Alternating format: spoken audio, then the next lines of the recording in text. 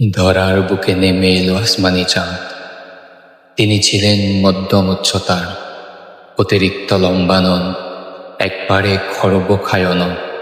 সুগঠিত শরীর, ভরাট ছাউনি, মসৃণ কপল, বরফের মতো শুভ্রতা, মানানসই উচ্চতার পাশাপাশি ঈর্ষণীয় গাম্ভীর্যতার অধিকারী।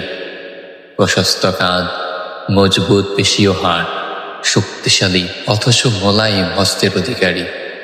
বক্ষ মোবারক ছিল ধেয়ের সাথে সুসামঞ্জস্যপূর্ণ, যা দারুণভাবে তার ব্যক্তিত্বকে প্রকাশ করত। মুখমণ্ডল ছিল ছাদের মতো উজ্জ্বল, সর্বদা মায়াময় এক মুচকি হাসি লেগে থাকত মুখে। তবে তার হাসি কখনো উচ্চস্বরে হতো না, ভারসাম্যপূর্ণ মৃদু মুচকি হাসি। চক্ষু ছিল মায়াবী হরিণের চোখের ন্যায়।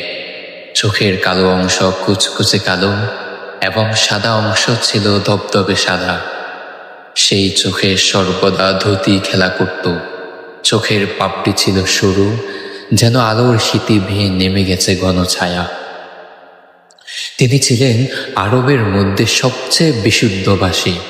পরিমিত শব্দচয়ন, শ্রুতিমধুর উচ্চারণ এবং কথা বলার অমায়িক অঙ্গভঙ্গির কারণে মক্কার কাফেররাও মন্ত্রমুগ্ধের মতো তাকে শুনত।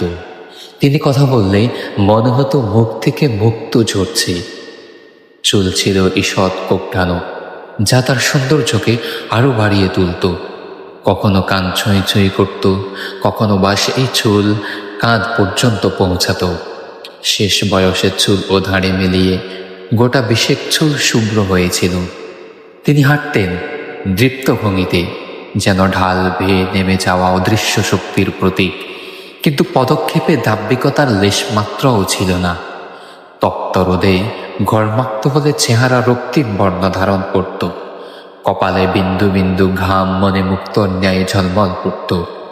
শরীরে ছিল এক মোহনীয় সুবাসের পরশ, যা বাহ্যিক ব্যক্তিত্ব এবং সৌন্দর্যকে বহুগুণে বাড়িয়ে তুলত।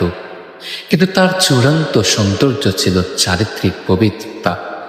গোটা জীবনে কখনো মিথ্যা কথা বলেননি, কখনো আমানতের খেয়ানত করেননি, কাউকে কষ্ট দেননি। তিনি কখনো রাগান্বিত হতেন না, খাবারের দোষ খুঁজতেন না, বরং যা সামনে আসতো তাই চুপচাপ খেয়ে ফেলতেন। নম্রতা, দয়া, ক্ষমা, ধৈর্য আর সত্যবাদিতার অলৌকিক নিদর্শন ছিলেন তিনি। সাহাবায়ে কেরাম বলেন, প্রথমবার দেখলে অন্তরে ভয় মিশ্রিত শ্রদ্ধার উদয় হতো, কিন্তু যে ব্যক্তি তার সান্নিধ্য লাভ